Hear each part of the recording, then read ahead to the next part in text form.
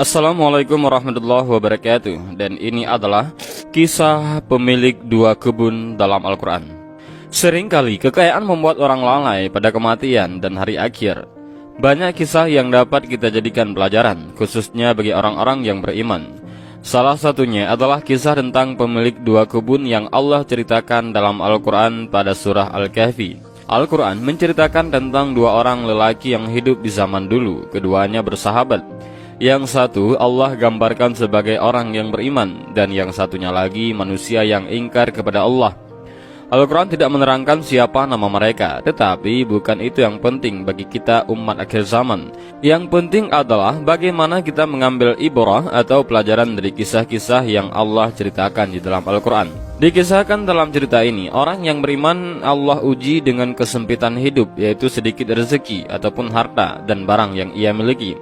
Namun Allah memberinya nikmat terbesar, yaitu nikmat iman, yakin dan ridha dengan takdir Allah subhanahu wa ta'ala, serta berharap surga di akhirat kelak. Nikmat ini adalah lebih utama daripada nikmat harta dan materi di dunia yang fana ini.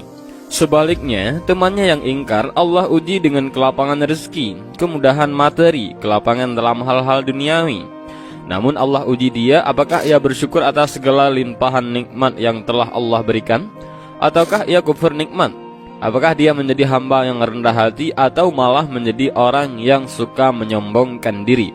Al-Quran menyebutkan tentang dua kebun dalam surah Al-Kahfi ayat 32 sampai ayat 34. Dan berikanlah Muhammad kepada mereka sebuah perumpamaan, dua orang laki-laki, yang seorang yang kafir kami beri dua buah kebun anggur, dan kami kelilingi kedua kebun itu dengan pohon-pohon kurma, dan di antara keduanya kebun itu kami buatkan ladang. Kedua kebun itu menghasilkan buahnya, dan tidak berkurang buahnya sedikit pun. Dan di celah-celah kedua kebun itu kami alirkan sungai, dan dia memiliki kekayaan besar. Maka dia berkata kepada kawannya yang beriman ketika bercakap-cakap sama dia, hartaku lebih banyak daripada hartamu, dan pengikutku lebih kuat.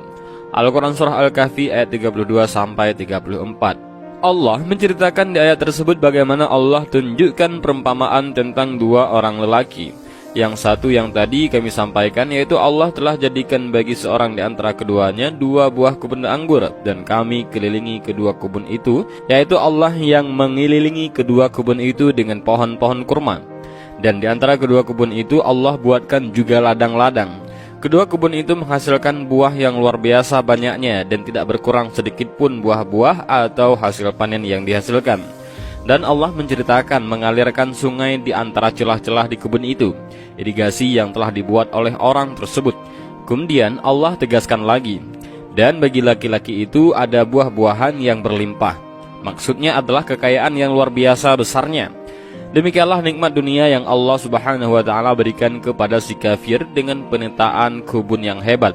Ia berbangga, ia memiliki ilmu dalam mengatur dan memaksimalkan lahan pertanian.